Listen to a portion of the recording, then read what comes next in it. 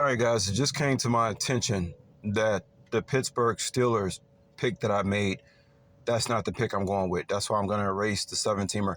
I'm just showing you guys how I go through my progression. Some people think I got a high IQ out there.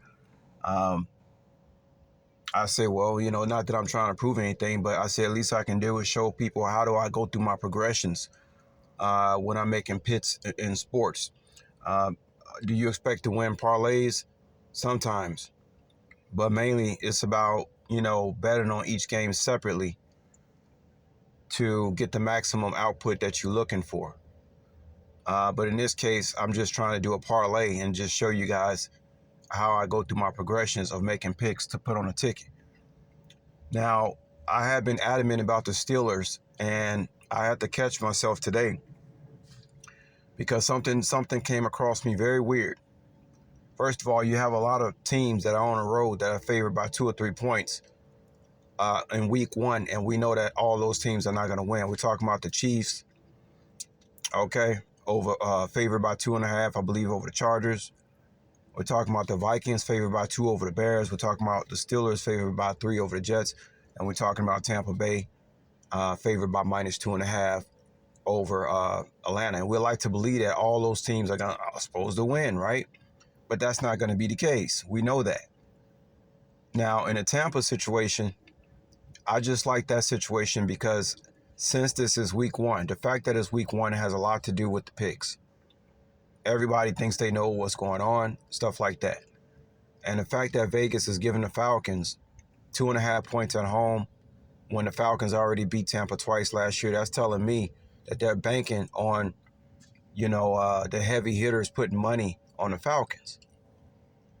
Okay? There's a lot of hype over Penix, the new quarterback, Michael Penix, who's a left-handed like Michael Vick, which I just found out it's hard to catch the football with left-handers throw the ball. Like, you got to adjust to that. So it's a different spin on the ball. Did not know that. I learn something new every day. I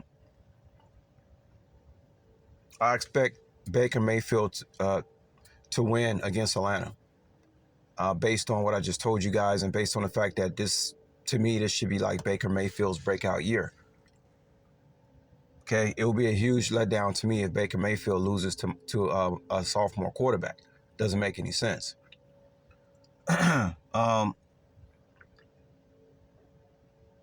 the case of the Steelers, we got an old Aaron Rodgers, and it's a situation everybody's banking on the Steelers. Now, yesterday I showed y'all how I went through the progressions of picking the Bengals. Now, look at this. We're going to go back to the NFL Network. Excuse me, the NFL on YouTube. Pittsburgh Steelers. Now, watch this, y'all. There are worse things than being a dude in a... You see that? It's the same thing. And it's funny because it's the same box that they had the Browns in, where they have all the team that everybody's going to choose, the Steelers, including myself. And I have to snap out of it. I'm like, you know what? I think the Jets going to win that game, yo. Okay? I think the Jets going to win that game. And the funny thing about it, it's the first game on Sunday. Everybody's banking for the Steelers to win that game. It's the first game on Sunday, guys that knew. Now, I got the Jets winning that one. Okay, so we're going to call this Jets +3 analysis. Of course, I'm going to take the points.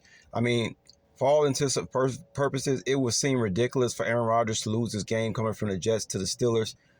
But, I mean, things can happen. I mean, they can lose at Jets. Maybe they'll win the next game. Doesn't mean they're going to not make the playoffs. But we know a lot of funny things happen. And just think, if they think the Pittsburgh Steelers are going to win so much, why ain't the Steelers favored by at least a touchdown?